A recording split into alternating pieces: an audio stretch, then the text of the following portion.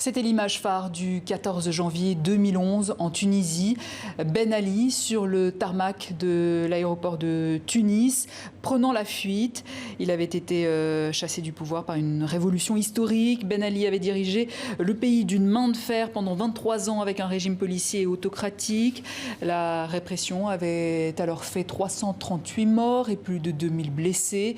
Des blessés qui sont les grands oubliés de cet événement historique. 10 ans après, jour pour jour, les victimes ont-elles eu gain de cause? On voit cela avec Maëva de Froyenne. Il y a 10 ans, Moslem Kasdallah a perdu sa jambe. Le jeune homme, âgé de 31 ans, a été blessé lors de heurts avec la police tunisienne peu après le départ de Ben Ali. Devant l'instance générale des martyrs et blessés de la Révolution, aux côtés d'autres manifestants, il espère enfin être reconnu comme une victime. J'ai subi 32 opérations depuis 2011. Il y a encore des blessés qui ne sont pas soignés. Il y en a qui ont besoin d'opérations. Il y en a qui ont besoin d'une prothèse. Nous sommes là pour que ces personnes reçoivent des soins. Aujourd'hui, elles sont bloquées. On veut nous politiser et nous sommes confrontés à beaucoup de pression. À l'intérieur du bureau du président de l'instance, le débat est houleux. Voilà des années que les victimes et leurs proches attendent la publication d'une liste définitive au journal officiel. En 2019, le Haut Comité tunisien aux droits de l'homme reconnaissait 129 personnes tuées et 634 blessées. Il y a eu des perturbations à cause des changements de gouvernement. Il y a eu le gouvernement d'Elias Farfar et avant celui-ci de Youssef Chahed, qui n'ont pas pris de décision. Et la décision de publier une liste des victimes de la Révolution est légale. Cette avocate, présidente d'une association de soutien aux victimes, a perdu son frère pendant la Révolution. Pour elle, justice doit être rendue pour garantir une réconciliation. Mais selon elle, ce n'est pas encore gagné. Il n'y a pas de volonté politique pour publier cette liste. Il y a aussi d'autres partis qui ne veulent pas que cette liste soit publiée, comme le ministère de l'Intérieur ou le ministère de la Défense. Car si l'on dit qu'il y a un certain nombre de martyrs, cela signifie qu'il y a une responsabilité pénale. Malgré ces freins, depuis 2018, des dizaines de procès ont débuté devant des tribunaux spéciaux. Mais les procédures sont ralenties et aucun verdict n'a été prononcé. Le président Kais Saied, élu en 2019, s'est dit favorable aux démarches des victimes, sans que cela n'ait pour l'heure abouti.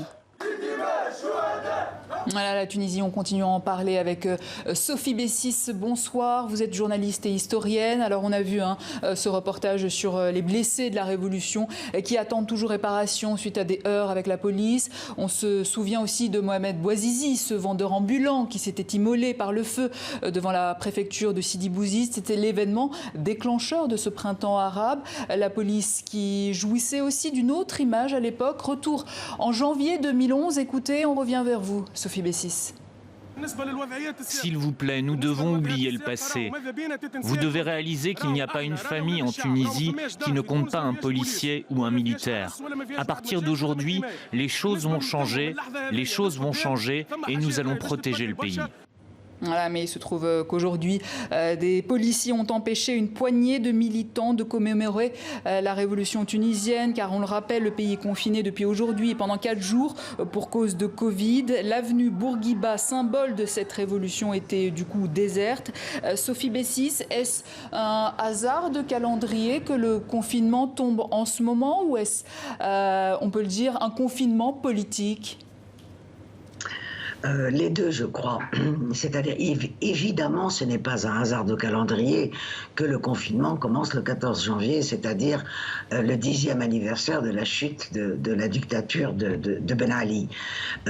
Donc, c'est un confinement qui vient à point nommé dans la mesure où il n'y a pas de manifestation possible, il n'y a pas de commémoration publique possible de ce 10e anniversaire. Ça, c'est une chose avérée. Maintenant, cela dit, la situation sanitaire en Tunisie est extrêmement préoccupante et des mesures drastiques auraient pu d'ailleurs être prises avant le 14 janvier. Visiblement, la situation sanitaire est hors de contrôle, les hôpitaux sont pleins, les unités Covid ne peuvent plus recevoir de patients, le matériel de réanimation, les respirateurs sont insuffisants, donc des mesures s'imposaient. Fallait-il dans la mesure où elles n'ont pas été prises avant, à part le couvre-feu, fallait-il les apposer le 14 janvier? On aurait pu peut-être attendre le 15, on n'en était pas à 24 heures près. Alors on va revenir, Sophie Bessy, sur cette révolution du Jaspin. On avait assisté à cet élan de la jeunesse tunisienne face à la corruption également. Je voulais vous faire réagir sur ce témoignage de Asma.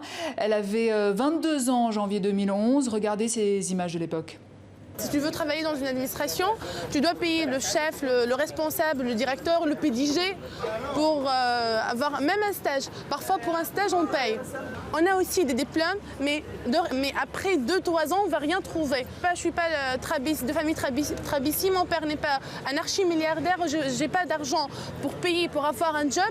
Donc, je vais terminer soit à la maison parce que je suis femme, soit si je suis un homme, si je suis mec, je vais terminer dans un marché. Et 10 ans après, c'est donc le président Kais Saied qui est à la tête de l'État. Sophie Bessy, est-ce qu'aujourd'hui, on peut dire que les lignes ont bougé en matière de corruption au sommet de l'État, mais aussi dans toute l'administration? Non.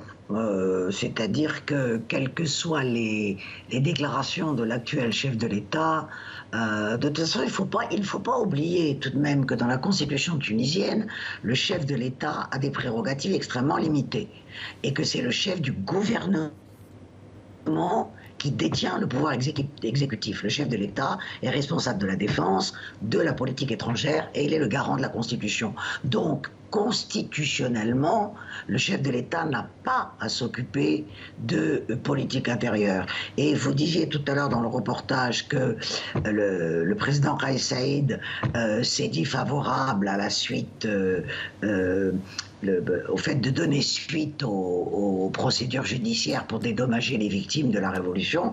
Il ne faut pas oublier que, théoriquement du moins, la justice est indépendante en Tunisie et que l'exécutif, le pouvoir exécutif n'a pas à se mêler du pouvoir judiciaire. Pour ce qui est de la corruption, on peut dire que depuis 2011, elle s'est démocratisée, dans la mesure où, à l'époque de la dictature, c'était un monopole des clans associés au pouvoir et essentiellement des familles, des clientèles, des familles associées au clan du président Ben Ali, de l'ex-président Ben Ali. Aujourd'hui, malheureusement, la corruption est un phénomène généralisé dans le pays. Elle prend plusieurs formes et c'est un cancer qui malheureusement a des effets extrêmement négatifs, aussi bien sur la respectabilité de l'État que sur l'état général de l'économie dans le pays. Alors ce qu'on retient également des années Ben Ali, et c'est l'une des conséquences d'ailleurs de la corruption, c'est la misère sociale. On va écouter cet autre extrait du reportage tourné à l'époque par notre envoyé spécial Guillaume Villadier. C'est la face cachée du miracle tunisien tant vanté par l'ancien régime. En 23 ans, ni l'électricité ni l'eau courante ne sont venues jusqu'ici. Nous sommes à 200 km de Tunis et des bidonvilles comme celui-ci, il y en a partout dans le pays. Ben Ali n'a rien fait pour ce quartier. Il n'a rien fait pour nous aider. Regardez comme je suis habillée. Je fais les poubelles pour vivre. Ces années, elles ont dû taire leur misère. Alors maintenant qu'une caméra peut entrer dans le quartier, ces femmes veulent tout nous montrer. Leur maison, 3 murs en briques et un toit en tôle. Regardez ça. Ça, c'est Ben Ali. Leur seule ressource, le recyclage de bouteilles en plastique. Sophie Bessy, que peut-on dire aujourd'hui de la répartition des richesses sous la présidence Saied ? Écoutez, on ne peut pas faire un bilan de la présidence Saïd dans la mesure où l'actuel chef de l'État n'est président de la République que depuis maintenant 14 mois à peu près.